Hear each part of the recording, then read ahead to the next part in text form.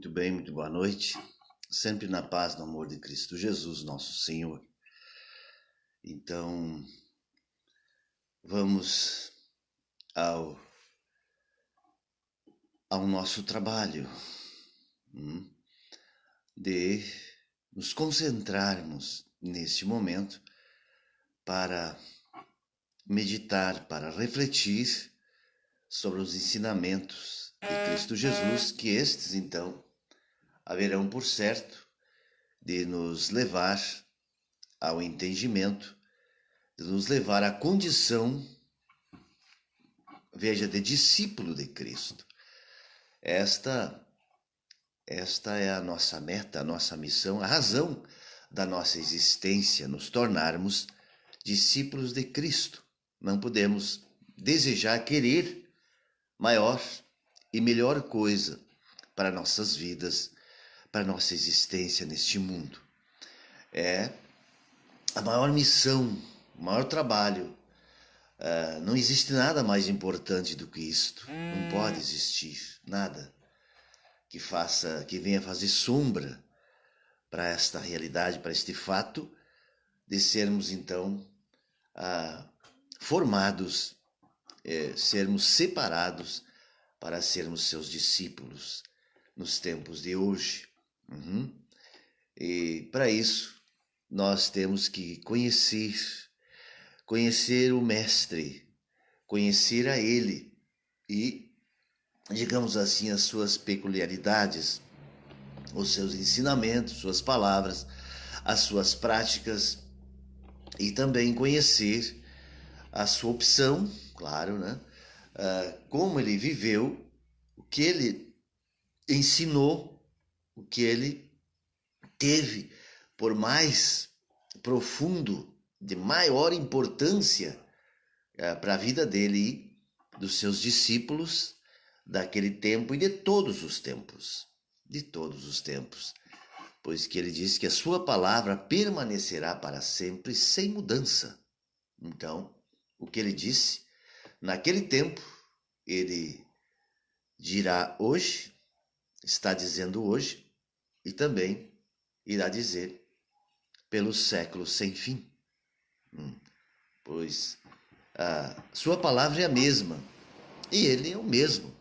Não há nem sombra de variação. Por isso, nós temos que analisar a sua palavra, o seu ensinamento, e também as práticas nossas e as práticas dos nossos, então, ditos irmãos da caminhada, irmãos que professam, então, esta fé. Vamos vendo o quanto isso é verdadeiro, o quanto isso representa de profundo, de fé, de prática a partir do Evangelho, das palavras dele, dos ensinamentos dele e das práticas também dos primeiros discípulos, que então depois se transformaram em apóstolos, enviados para fazerem novos discípulos. Mas sabendo já que é muito difícil permanecermos fiéis. Muito difícil. Na prática, é quase impossível. Mesmo, veja, com a graça, com a misericórdia, com a bondade de Deus, mas a nossa natureza, ela é uma natureza rebelde e não consegue se afeiçoar à verdade, mas se afeiçoa com extrema facilidade à mentira. Com extrema facilidade se afeiçoa aos caprichos da carne, mas não se afeiçoa às palavras, aos ensinamentos e à vida de Cristo Jesus. Oferece uma grande resistência e, com isto, quer viver, embora queira viver, uns outros nem tanto, mas há quem queira e queira muito, porém esbarra nesta natureza frágil, perversa e cheia de vícios, e voltada com extrema facilidade também a seguir a vícios dos antepassados, que também são os vícios de hoje, do presente e serão do futuro. É só nós olharmos a história e ver onde esses homens do Antigo Testamento já erravam, onde os homens do Novo Testamento erraram e hoje os homens contemporâneos estão errando. Invariavelmente são, digamos, os mesmos pecados, os mesmos erros, as mesmas falhas e dessa velha natureza que insiste, persiste e resiste à novidade de Cristo, à boa notícia de Cristo. Então veja que a nossa natureza, ela é uma natureza voltada para uma falsa esperteza. Falsa esperteza. Levar vantagem, enganar, para conseguir muitas coisas em pouco tempo e com menos esforço possível. Então é uma falsa esperteza que faz com que então a pessoa, ela vivendo com esse pensamento de se preservar, de cuidar de si mesmo, onde ela comete os maiores erros e o grande erro, na verdade. Porque quando eu penso em cuidar de mim, aí pronto, eu estou me desligando dos ensinamentos de Cristo. Eu preciso pensar sempre em cuidar dos outros. Cuidar dos outros. Porque na prática é cuidando dos outros que eu cuido de mim. Estranho isso, né? Muito estranho. Dá para dizer, podemos concluir que é estranho, mas na verdade é isso que deve ocorrer. Que quando nós esquecemos de nós mesmos para viver para os outros, aí é que nós estamos vivendo para nós, né? Segundo o ensinamento do Evangelho, quando nós deixamos de viver para nós mesmos, de cuidar de nós mesmos, para cuidar de outras pessoas que estão necessitadas, às vezes, veja, nós também estamos. Mas observe uma coisa, observem, vê se consegue acompanhar um pouco este meu raciocínio. Veja bem, olha, quando nós percebemos a necessidade de outras pessoas, percebemos a fragilidade, percebemos a deficiência e por isso sentimos o apelo de irmos ao encontro a estas pessoas necessitadas, significa que nós estamos recebendo uma missão. Estamos recebendo uma missão, e diríamos de Deus. Então, veja, quando... porque, olha, nem todos recebem isso. Muitas pessoas são completamente insensíveis à necessidade dos outros. Nada percebem, nada. Elas são dormentes, né? Só sabe de si e nada mais além de si mesmo. E via de regra é um egoísmo exacerbado que não vê nada à sua volta, não percebe nada à sua volta. Observem que inclusive tem mães que não percebem também a necessidade dos filhos. Tem pais também que, veja, é tão grande essa deficiência que eles nem conseguem perceber das pessoas que vivem mais próximas a eles possível. Da mãe, do pai, muitas vezes também são insensíveis. Vivem num mundo completamente à parte. Aí chama essas pessoas de alienados. Pessoas alienadas, isto é, estão alheias à sua própria realidade. Estão fora. Estão no mundo da lua, diriam os antigos e os modernos também. Dissociado da sua realidade, vivendo um anacronismo, fora de época, fora de tempo. É impressionante. Então, por isso, veja, quanto mais nós estivermos inseridos na realidade de Deus, também estaremos inseridos na realidade dos nossos semelhantes. Com toda certeza, esta sensibilidade, ela é aguçada, ela é aprofundada à medida que nós nos entregamos a Deus e dele então recebemos a missão, e junto com esta missão vem também então esta força, esta energia, que então, veja, não nos deixará exauridos, desgastados, cansados, não ficaremos prostrados, mas, veja, como está escrito desde o profeta Isaías, nós seremos renovados nas nossas forças e revigorados pelo Espírito. Quando Isaías diz que os homens, os jovens, se cansam, se fadigam, ficam extenuados, porém, aqueles que esperam no Senhor têm suas forças renovadas dia após dia. Né? E é isso que Cristo diz em Mateus 11. Vinde a mim, estáis cansados e sobrecarregados, e eu vos aliviarei. Achareis descanso para vossas almas. Viu? Então esse descanso não é que você vai parar agora, beleza. Então não tem mais problema de saúde com ninguém da minha família, nem na minha comunidade, nem nas minhas vizinhanças, nem na minha parentela, ninguém mais está com problema de saúde, ninguém mais está com problema nenhum. Então agora eu estou em paz. Não. Sempre vai ter. Se não tem ali umas proximidades, um pouco mais além, um pouco mais calmo, mais lá, alguém vai trazer algum problema para ser então ajudado nessa resolução. Então veja que uma vez a pessoa se colocando à disposição, sempre vai surgir trabalho.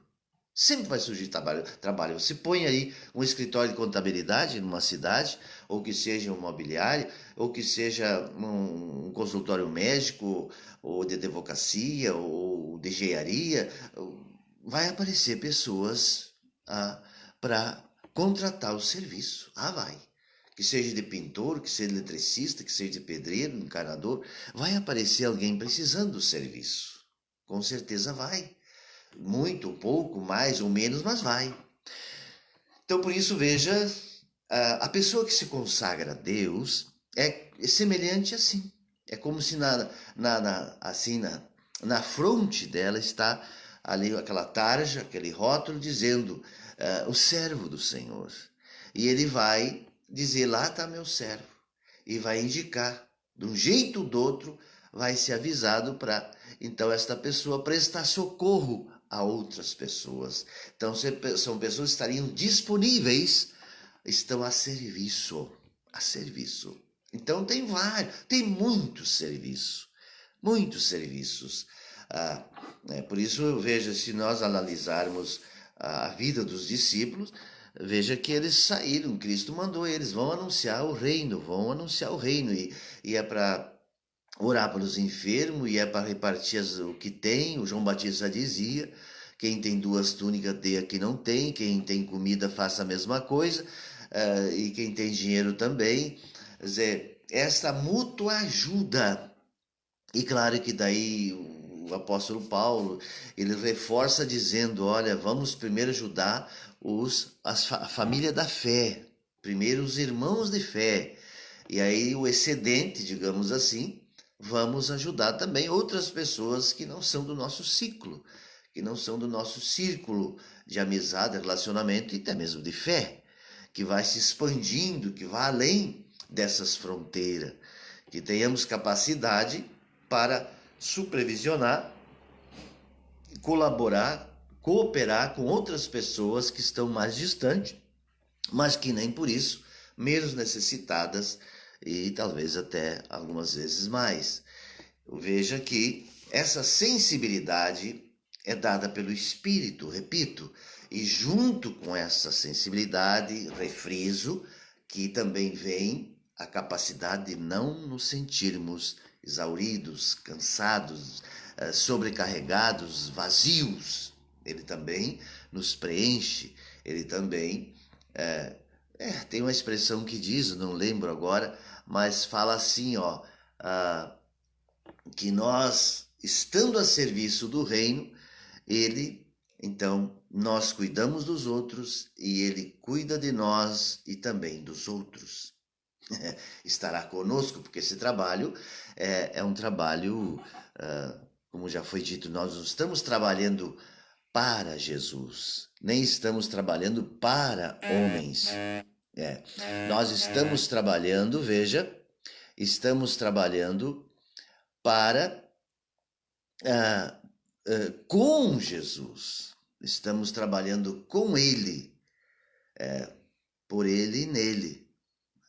Então veja, e estamos servindo sob a sua direção, sob a luz, força e sabedoria do seu Espírito, porém, com os nossos limites, com nossas falhas, com nossas fraquezas, até mesmo para não nos ensoberbecermos, nos achar autossuficiente e que por nós mesmos podemos alguma coisa. Poderíamos fazer algo sem ele. Impossível. E os que tentarem fazer sem ele vão se cansar, vão desanimar, vão se aborrecer, vão retroceder e certamente irão até mesmo se arrepender do que fizeram, que seja de bem, que seja de mal, mas não vão perseverar, permanecer. Por quê? Porque muitas vezes, então, vão na sua própria força, no seu próprio entendimento, mas não estão nesta unidade, não estão sob a missão, sob o olhar, sob a direção dele, sob as ordens dele. Esta que é a diferença. Por isso, a importância de se tornar discípulo. Porque se não formos discípulo, nós vamos com a força de quem? Quem estará, então, nos dando a direção, a sabedoria e nos capacitando a viver isto e resistir às provações, às tentações, resistir às afrontas, às humilhações, porque isso vem, não tem jeito. Não pense que eu vou fazer o bem, todo mundo vai se agradar do que eu faço. Não, vai ter muitos maus, porque o mundo é cheio, como nós falamos, está repleto de homens maus. E os homens maus detestam as pessoas que querem fazer a boa obra de Deus, que quer fazer no altruísmo, na graça, na liberalidade. Os homens detestam isso, eles abominam isso, porque, veja, todos os homens que estão professando uma fé falsa, que não estão sob a direção do Espírito de Deus, eles não aceitam que alguém faça isso sem recompensa, sem serem recompensados, sem estarem buscando a sua glória, o reconhecimento que seja em dinheiro, em cifras, o reconhecimento que seja em homenagem, que seja para render voto, que seja para render uma posição social e assim por diante. É muito difícil, muito difícil. Então veja bem, eles não fazem isso e não admitem quem faça. Eles ficam revoltados se alguém quiser fazer assim na gratuidade. Por isso, não tem dúvida que a rejeição de Cristo Jesus foi essa. Ele disse, vocês receberam de graça dai. O que é dar de graça? Sem esperar elogio, reconhecimento, recompensa, status nenhum. Por isso ele disse, se vocês receberem homenagem e aceitarem as honras, os aplausos, os títulos, essas coisas assim, vocês já receberam o vosso galardão. Já receberam o vosso presente, então não tem nada mais. Por isso o rico aquele. E outros tantos que davam esmola, davam oferta e faziam trabalhos assim, porém, para serem vistos. Em busca de recompensa e reconhecimento, ele disse, olha, vocês já receberam vossa recompensa. É lá na terra. Vocês se satisfizeram com a criação dos homens. Vocês creram, vocês confiaram no homem. Volto a insistir, confiar no homem não é que eu não deva confiar nas pessoas. Não deva ser fiador um ou que outro, que lá se tem condições naturalmente. Não é isso confiar no homem. Confiar no homem é confiar na criação dos homens, é em ser vistos pelos homens. Como já disse o Essa de Queiroz, o Essa de Queiroz, o Essa de Queiroz, português, ele foi um colunista, né, escritor, até por aí, não sei, mas ele era um bom pensador, com certeza. Ele disse que o maior espetáculo para o homem é o próprio homem. Então o homem faz tudo para ser visto pelos homens, mas também o homem é o maior algoz do próprio homem. Ele é aquele que busca as glórias dos homens, mas também é aquele que é capaz de se tornar o maior dos monstros do seu semelhante. E assim como ele quer ser um Deus, e nesse intuito, nessa vontade de ser um Deus, invariavelmente ele se torna um monstro. Um monstro. Tirano terrível. Com certeza. Nós temos exemplo toda a história, e hoje temos no Brasil pessoas desta naipe, desse estirpe, dessa natureza, deste quilate, que está aí no poder agora. E ele então diz: eu não abro mão da minha autoridade. Quer dizer, uma autoridade que ele usurpou, que ele conseguiu abaixo de mentira, mentindo contra os adversários, horrivelmente, vergonhosamente. Quer dizer, aquele que ganhou o jogo roubando, ganhou o título roubando.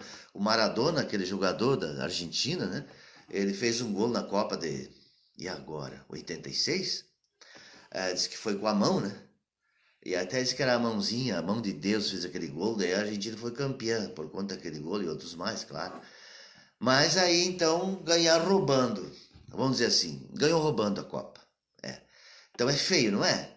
Agora eu ganhar a presidente também roubando, mentindo acerca dos seus adversários, prendendo o virtual candidato ganhador e mentindo a favor contra o adversário e se contando como o caçador dos corruptos, o homem honesto e assim por diante, dessa família toda. Sabe-se hoje, e cada dia está sabendo mais, que tudo foi uma grande mentira. Quer dizer, então usurpou, roubou, fez de falcatrua para se tornar hoje o poder. De onde ele recebeu esse poder? De Deus? Aí não falta, e não falta pastor para dizer que ele recebeu de Deus. Mas isso aí sempre foi assim, né? O tempo de Hitler não foi diferente, e até hoje tem os defensores de Hitler, até hoje. Vai ter os defensores de Lúcifer, até hoje tem muitas pessoas que são comprovadamente entregues a ele, amam o Lúcifer sabendo que ele é o Satanás. Muitas bandas de rock, quantos jovens se consagram a Satanás? Quantos jovens, adolescentes, consciente ou inconsciente, mas afinal que estão se consagrando ao príncipe das trevas, declaradamente. Outros não fazem isso declaradamente, mas no seu engano também fazem, porque todo homem que busca riqueza, que busca a glória desse mundo, ele é um consagrado a Satã. Ele está se consagrando a Satanás, não tem dúvida. Não tem, seja religioso, creia ou não creia, seja ateu, à toa, sei lá como ele queira se denominar, mas ele, todo que busca riqueza, busca as coisas desse mundo, ele é uma pessoa que está consagrada a Satanás. Não tem dúvida. Veja aqui, veja bem, Cristo Jesus, antes de receber, vamos dizer assim, aquela autoridade, ele foi para o deserto. Foi para o deserto para ser tentado. E diz lá que ele foi tentado a então se tornar um grande rei. Um grande rei. Eu estava vendo no Salmo 72, como tem muitos salmos que falam, né? E os profetas também, que muitas vezes apontam ele como um grande rei. E aí diz no Salmo 72 que virão outros reis, vão adorá-lo, trazer presente, ouro de Sabá, ou o rei daqui, o rei de lá. Então, de fato, parecia que a imagem dele era construída assim. É um grande rei, maior que os outros todos. É um grande rei, adorado por outros reis. E também, veja, que ele ia fazer justiça aos pobres, aos pequenos, aos humildes, o que todo rei quer fazer. Que é pousar de bom moço, de caridoso, de longânimo, de compassivo para com os pobres. Mas ele quer viver na opulência, quer viver desfrutando da glória desse mundo, de todo o poderio criado pelos homens. Então ele quer essa vida. uma vida de um semideus aqui na Terra, né? Por isso que o César, o imperador romano de todos os tempos, ele queria e era, como creio que todos os imperadores de todas as nações sempre se atribuíram um grau de divindade, os próprios faraós do Egito, um grau de divindade. Então, eles eram, e são até hoje, e eles querem isso, ser honrados, respeitados, estimados, adorados. Entendeu? Como esse está aí hoje, né? Ele quer ser adorado, não admite quebra de autoridade, embora que ele nunca respeitou essa autoridade. Agora, hoje ele está lá, ele quer essa autoridade que ele nunca deu. Nunca deu. E isso que já tem um exército brasileiro lá, que vai comandar, prepare-se para obedecer. Aprenda a obedecer. Vai comandar, aprenda a obedecer. O que parece que nesse currículo ele não tem. Né? Essas aulas ele não frequentou. Misericórdia. Bom, pelo que tudo indica, né? Ou não. Eu vejo que esses homens, então, sem essa autoridade do alto, eles recebem a autoridade do baixo, recebem a autoridade das cavernas, a autoridade do submundo, a autoridade das trevas, do príncipe das trevas. E aí comete todo tipo de injustiça e que ele é insensível, mas veja, como é que ele consegue chegar e permanecer? Por conta do grande número de pessoas assim. A grande maioria assim. Como que a Alemanha toda na época ouviu o discurso de Hitler? E diz que ele falava muito bem, se fazia um discurso que inflamava as multidões. Mas isso aí não tem discurso, no entanto, então tem gente inflamada por ele. Por que isso? Porque na verdade se identificam. De que forma? O mesmo espírito que está lá, está ali, está nessas pessoas. Está esse espírito nessas pessoas. Porque veja, ninguém, o que faz, faz a unidade dos crentes, digamos assim, daqueles que creem em Cristo Jesus, é o Espírito Santo, é o amor de Cristo, diz lá, né? Então, este amor, esse Espírito que nos faz um com Ele. Mas como que as trevas também têm unidade? Hoje tem unidade. Com certeza, veio como se uniram bem ligeiro para combater Cristo Jesus. E o venceram. E venceram ele. Não tem. O mal veio para cima dele e derrotou. Literalmente ele foi derrotado. Entendeu? Então, representar no carnaval, essa vez, uma realidade. Ali escancararam a realidade. O diabo venceu e está vencendo. Aonde que ele não vence? Nas poucas pessoas que resistem e não se rendem ao poder desse mundo, ao glamour desse mundo, às ofertas do mundo. E não se rende. Mas são pouquíssimos. A grande maioria está entregue. Mas que dúvida! A grande maioria está entregue às forças dessa terra, à glória desse mundo. E não tem nem a menor pretensão de negar. Mas nem passa pela cabeça. Porque eles estão certo que eles estão certo, olha bem a redundância. Veja bem, o que ocorre? Esse espírito que está neles os convence. E o próprio Deus permite que esse espírito de confusão esteja neles e permaneça e faça assim essas forças vencerem. Nós vemos e vimos na história. O cristianismo foi vencido, derrotado. Não tem. Veja, a partir do segundo século, resistiram os primeiros, lá depois, adeus. Né? Acabou o cristianismo. Se transformou em igreja. Né? Estudem a história. Vejam o que aconteceu. E olha o que está aí. Se tem alguma coisa a ver com o cristianismo implantado por Jesus Cristo, que está no Evangelho. Vê se tem alguma correlação. Pelo amor de Deus. Não tem. Veja, eu não estou profetizando aqui coisa negativa, só enxerga coisa negativa, só vê o lado obscuro, mas tem lado claro? Aonde está? Como diz, querem se alegrar com as palavras do Papa Francisco, dos católicos, se alegrar com as palavras dele, que agora então ele concorda com a união entre os homossexuais, união civil, né? União civil, mas na área que ele até nem pode se meter, porque não é a área dele, é civil. A área dele é a espiritual. Ele vai liberar os padres fazer casamento? Entendeu? Mas tudo bem, esse apoio é interessante para o mundo, para as pessoas. Né? É muito interessante para que os evangélicos fiquem mais enlouquecidos ainda e tenham ele como anticristo. Tenham ele como anticristo. E anticristo, na verdade, é esse evangelho que está espalhado pelo mundo. Porque veja, o que é o anticristo? É aquele que toma o lugar de Jesus, toma o lugar, se diz, né, na autoridade dele, mas na verdade fazendo bem o contrário do que ele disse para fazer, né? Bem ao contrário.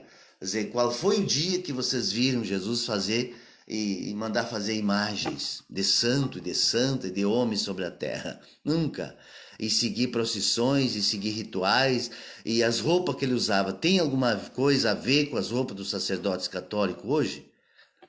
Tem com Constantino, com seus imperadores lá, com seus, ministros da época lá, os seus senadores e sei lá mais o que. Né? Bem, e os evangélicos? Tem alguma coisa a ver com quem eles estão aliançados, quem eles defendem? Eram os mesmos que Cristo defendia? Estavam aliançados? Não, mas as pessoas sabem disso? Também não sabem. Por quê? Por que elas não sabem? Porque elas estão também impregnadas desse espírito religioso que é ensinado por esses escribas e fariseus dos tempos de hoje. Então não consegue vislumbrar um Cristo diferente. Mas esse Cristo já totalmente descaracterizado, feito à imagem e semelhança do homem, que está se contradizendo dia após dia. Quer dizer, pode jogar fora o evangelho dele. Não tem nada mais a ver com o evangelho. Que ele viveu, que ele ensinou está aqui. Não tem mais como comparar. E é interessante porque eles pegam as partes lá que ele interessa, e as que não lhe interessam, eles dão outra roupagem para ela também, descaracteriza, desfigura. É uma esculhambação que não dá para ser pior. Coisa terrível, terrível. Então veja que nós temos, o que é o discípulo de Cristo? Como eu vinha dizendo antes, ele tem que ter sensibilidade, precisa e terá, com certeza terá, porque é o Espírito quem ministra essa autoridade, essa sensibilidade, esse discernimento do Espírito, e ele vai então perceber e se aperceber da justiça na sua volta e vai indo esse ciclo aumentando, semelhante a uma pedra lançada na água, que as ondas começam ali, logo quando ela cai no epicentro e chega às margens do lago. Pela distância que for, não interessa, que nem um tsunami que ocorra, aliás, digo melhor, um maremoto, onde essas ondas elas vão se espalhar quase que conforme a potência, o grau desse maremoto, né? 7, 8 ou 9, acho que até o máximo 9 na escala Richter, né? Ele vai possivelmente chegar nas praias mais longínquas. Então veja, assim também deverá ser a nossa justiça, o nosso amor começar ali e se expandindo. E isso significa também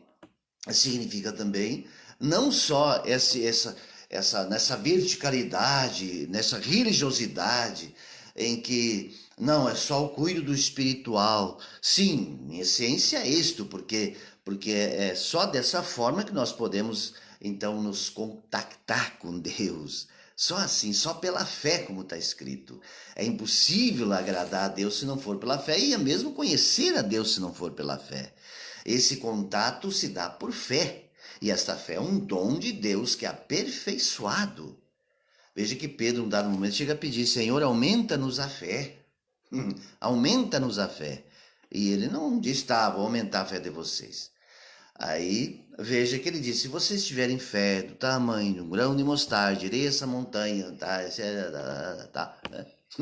É. Mas veja que o apóstolo Paulo diz também que a fé ela vem pelo ouvir e ouvir da palavra, ouvir com um reto coração. É aquilo que também ele fala numa das cartas, em Atos, né?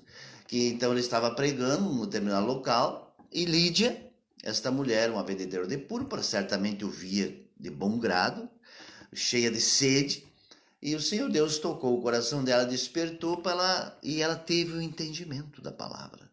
E ela recebeu aquela palavra, ela creu, e aí aconteceu, digamos assim, um milagre.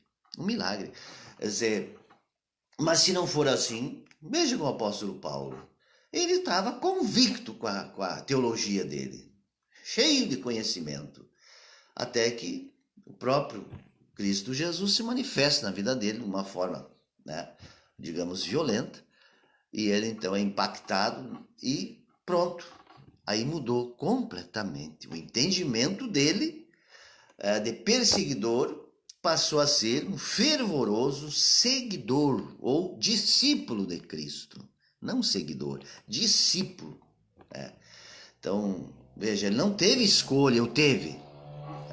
Então, volta e meia, a gente se trai com as próprias palavras. Na outra live eu disse, escolheu Jesus. Aí, não, é uma força de expressão, né? Ele não escolheu Jesus. Ele já logo perguntou, quem és tu, Senhor? Quem és tu, Senhor? Eu sou Jesus, aquele que tu persegue. Ele não duvidou. Ele não desafiou ele. Não, já se rendeu, já caiu, digamos assim, por terra, né? Ele não disse que ele estava a cavalo, mas possivelmente estivesse, né? Enfim, mas significa que ele foi reduzido, digamos, a nada. A nada. E aí ele passou a receber, a ser ensinado por Cristo. Passou a receber de Jesus, tanto que ele diz depois, eu não recebi nenhum entendimento de homem nenhum, diz ele. Só 14 anos depois que eu fui me encontrar com os primeiros discípulos, com Pedro e, não sei, Tiago, algum outro lá que ele foi se encontrar aí, né? Mas 14 anos depois que ele estava pregando o evangelho, já 14, pensa bem, que ele foi ter o primeiro encontro com eles, né? Porque ele disse, o evangelho que eu recebi, não recebi de homem nenhum, mas o próprio Cristo Jesus. Isso sim que é autoridade. Amém? E é essa que nós temos que buscar. Esta autoridade que nós precisamos receber também dele. E não de igreja. Eu me converti nessa igreja, naquela igreja, lá eu cheguei, lá não sai. Você converteu a igreja, não a Cristo. Porque a pessoa que se converte a Cristo não tem mais ministério. Não tem. Ela vai estar onde ela está recebendo, onde está sendo ajudada, onde está crescimento. Quando cessou o crescimento, não tem. É como uma criança. Recebe uma madeira, depois a comida, depois vai indo. Mas vai ficar a vida inteira recebendo uma madeira? A vida inteira vai ficar usando a mesma roupa? Não, vai haver um crescimento. E se há um crescimento, é difícil permanecer num ministério desse. Se a pessoa nasceu de Deus, eu não acredito. Só se ela nasceu desse ministério, nessa igreja. Então ela nasceu de uma instituição humana. Mas se ela nasceu de Cristo, não tem limite. O próprio Cristo nasceu de Deus. Nasceu de Deus e foi tocado pelo Espírito de Deus. João Batista também. E aí? Teve limite para eles? Não. Não teve. Se enquadraram em alguma seita humana? Não se enquadraram. O apóstolo Paulo também. Né? Eu não fui ensinado por homem nenhum. E não tinha lá, por exemplo, Pedro mandava no Tiago, mandava no João, e mandava neles. Não, ninguém mandava ali, eles eram mandados pelo Espírito de Deus. Aparece claramente isso. Embora tenha aparecido algumas passagens que diga, Pedro, confirma teus irmãos e assim por diante, mas não se constata isso. Isso não confere depois em Atos dos Apóstolos. Né? A gente vê que Tiago se sobressai em alguns momentos. E o apóstolo Paulo, então, teve a vida dele em muitos momentos. Ele criticou o próprio Pedro e outros apóstolos, que ele chamava o superapóstolo. O superapóstolo meio que até zombando, né? Porque então havia essa rixa lá entre eles, que dizendo, tu não é apóstolo, porque tu não conheceu Jesus, tu não viu ele, tu não andou com ele. Esses outros sim que andaram, são testemunho ocular, tu não é. Ele sofreu muito por conta disso. porque sempre jogavam no rosto dele que ele não tinha andado com Jesus, que ele não conheceu Jesus pessoalmente, carnalmente. Mas ele disse, eu não conheci mesmo, pessoalmente, carnalmente. E ainda disse, né? E se alguém conheceu ele fisicamente, ele não conhece mais, porque ele não está mais assim. Ele disse, não se estribe nestas afirmações, porque ele não está mais assim agora. Não está. E é verdade, porque os discípulos de Emaús andaram com ele e não reconheceram. E assim outros tantos. Então não existe uma marca característica, um rosto só. Ele, digamos assim, ele apresentou vários rostos, várias faces, mas sempre uma mesma que aqueles que estão possuídos pelo Espírito dele o identificaram prontamente. E assim se sentiam nesta unidade, embora não reconhecido pelos homens, que invariavelmente são assim. Os homens não vão reconhecer. Como foi dito, quer dizer, ele foi rejeitado, não foi reconhecido em momento algum e eliminaram ele. Este rei não foi aceito e foi, então, expulso do meio deles. Eles não aceitaram o reinado de Jesus, como até hoje não aceitam.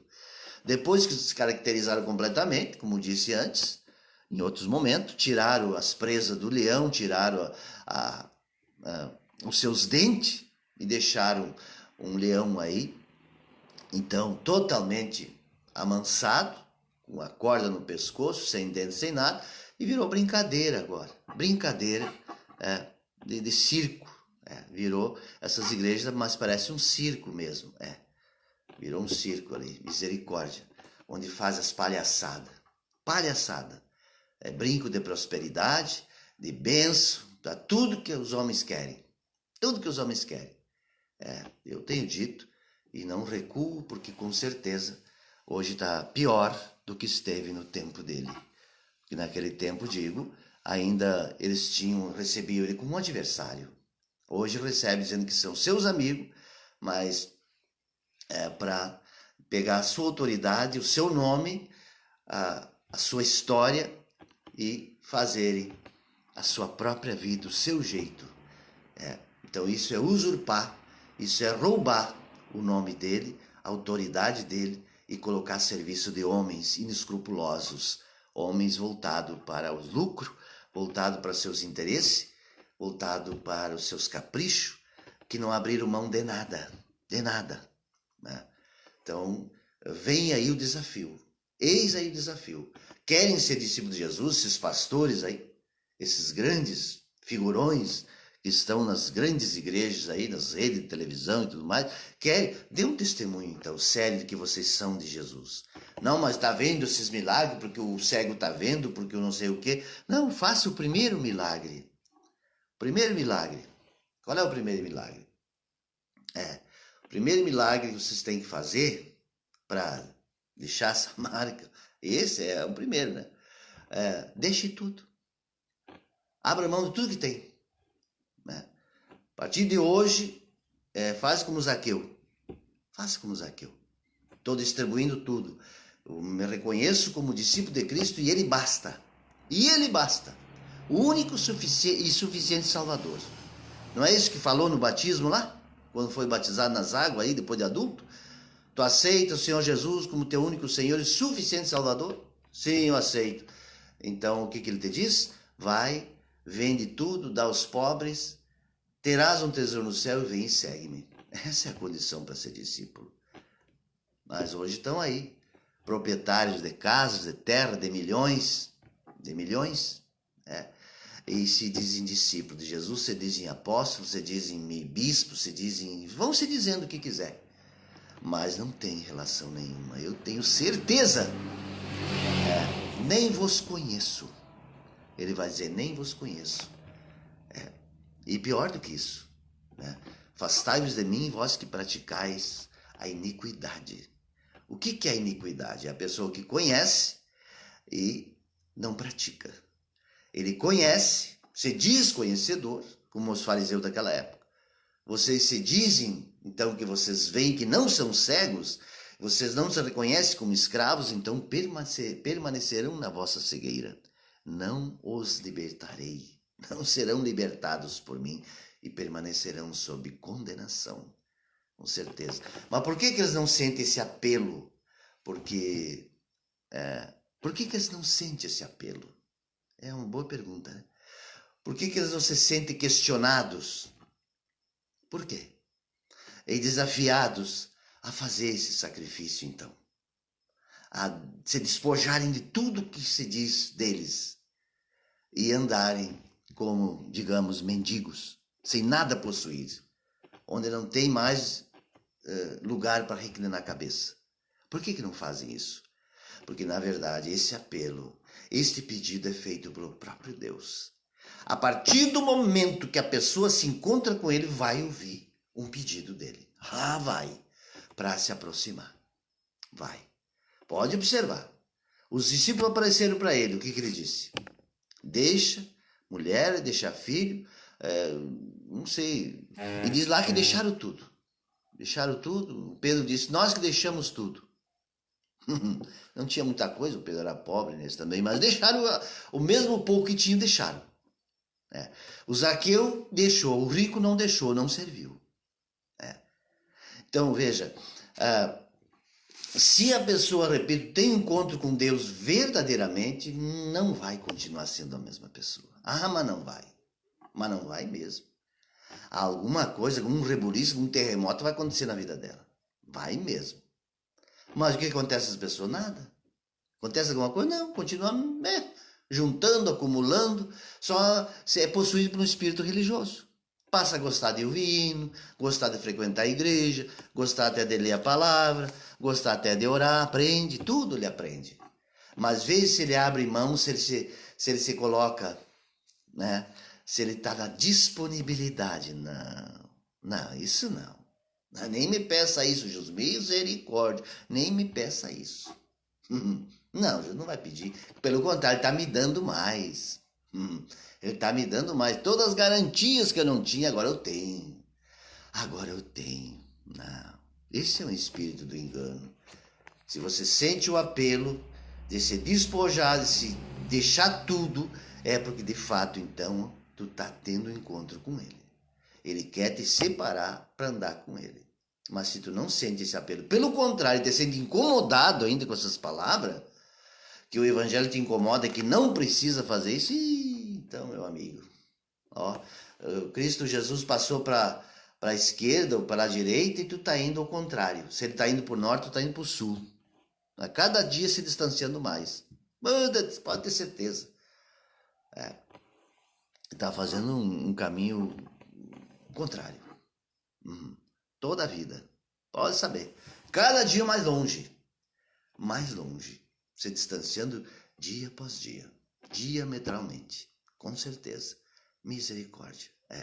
Mas, veja, continua anunciando, pregando, sim.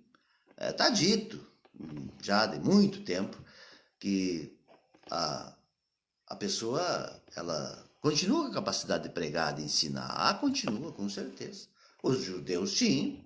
Os mestres da lei, os doutores da lei, que eram doutor da Bíblia, né? Das leis do judaica, tem até hoje lá com as leis. Até hoje estão pregando as leis lá. Quando tinha o tempo pregava, quando não tem o tempo agora continuam pregando. E estão ali. E vão existir para sempre. E assim são outros cristãos por aí afora, ditos cristãos. Né? Também vão continuar, com toda certeza. Misericórdia. Então veja, daí o desafio que o Espírito vem para nos trazer uma missão. E essa missão exige disponibilidade, desprendimento, despojamento. Não tem jeito. Não tem jeito. Esse próprio Francisco de Assis, ele disse, eu não tinha nada e não queria nada para não ter chave. Eu não tenho necessidade e não quero nada para chavear, para dizer que é meu, para guardar, para proteger. Nada. Nada é meu. Porque, na verdade, veja, o apóstolo Paulo já diz, esse corpo não é nosso. É emprestado. O espírito também não é nosso. Mas, com certeza, temos que prestar contas. Claro. Por isso, veja que, então, para que isso ocorra, eu preciso me voltar para Ele. Eu preciso me apresentar para Ele. Senhor, eis-me aqui. O Senhor me criou? O Senhor me deu esse corpo, o Senhor me deu o espírito, e agora eu estou aqui para o Senhor me dar sabedoria, direção e o que eu preciso para administrar esse corpo, administrar esse espírito, para ele glorificar o teu nome. Para que o Senhor me criou? Para te ouvir e te obedecer. Eis-me aqui. O que eu tiver que deixar, eu vim aqui pedir para o Senhor. O que eu tenho que deixar? Não é assim que faz o bom empregado, o bom servo? Chega e se apresenta lá, estou aqui, às ordens, à sua disposição. Qual é a tarefa para hoje? Dispõe de mim. Eis aqui o vosso servo. É assim que tem que ser a oração, né? Eis-me aqui, Senhor, para ser o teu enviado, para andar contigo. Capacita-me, ensina-me as tuas lições. Humildemente. Quero te servir, quero te seguir, te honrar como o Senhor merece. Te amar como o Senhor merece ser amado. E não como eu entendo que te amo, como eu acho que tem que ser, como eu... Adão e Eva. Não é com meus critérios, mas com os seus. O Senhor já disse, né? Amar é o que eu vos mando, que vos ameis como eu amei. Então o modelo é o Senhor. Então onde é que eu tenho que ir? A fonte. Água viva, quem é? Ele que tem. E assim por diante, tudo vem dele. Tudo. Então eu preciso o quê? Me aproximar dele. Mas para isso ele diz, tem que se esvaziar dos teus saberes, das tuas capacidades, do teu entendimento, e chegar ali e se prostrar, Senhor, capacita-me, que eu seja capacitado para te obedecer.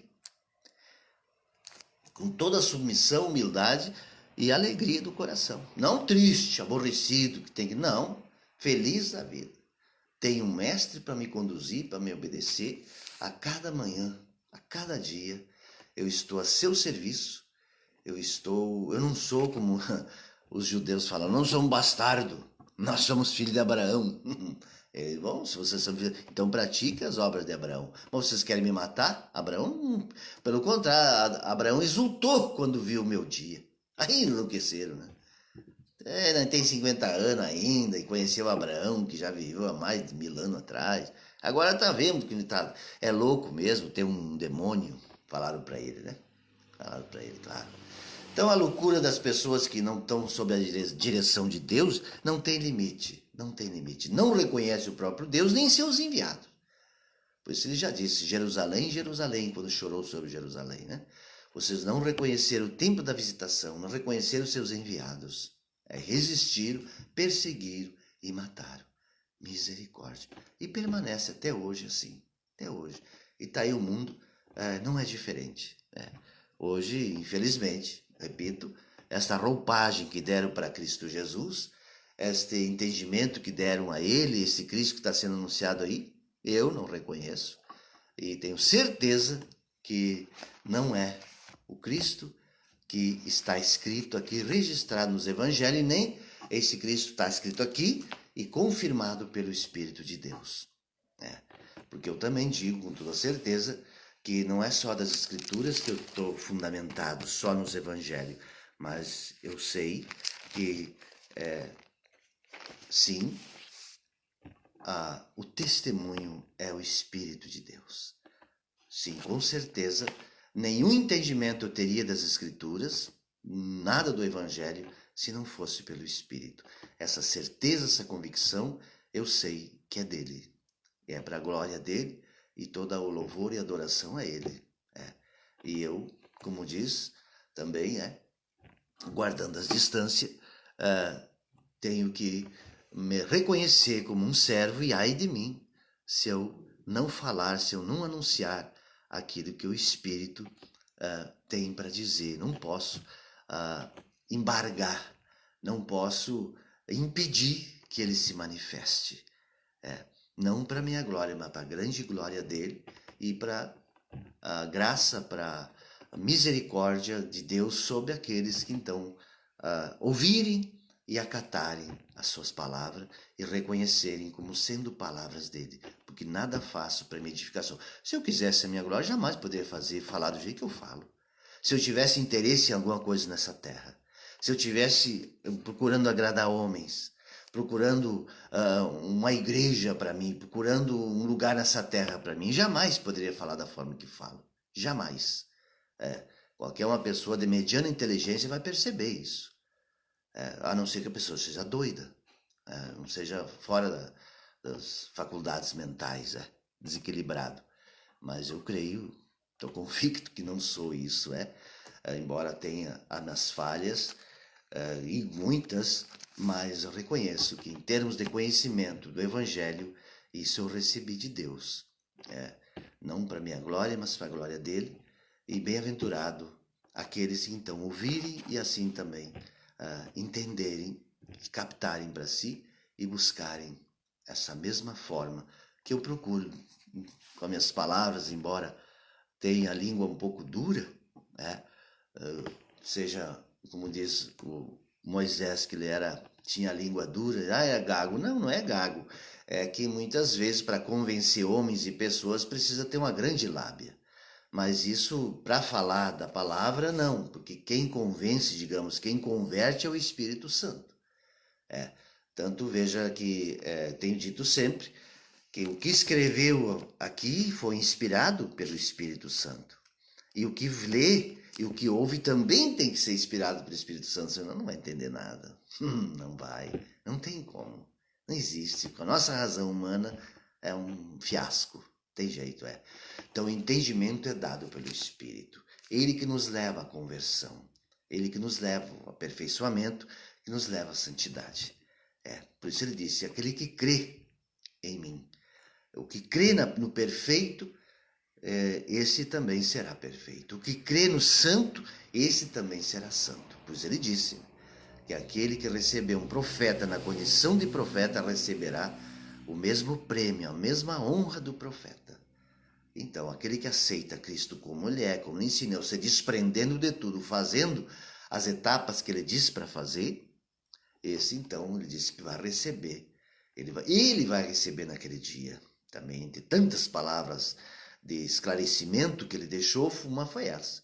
Eu vou me cingir e vou servir vocês naquele dia.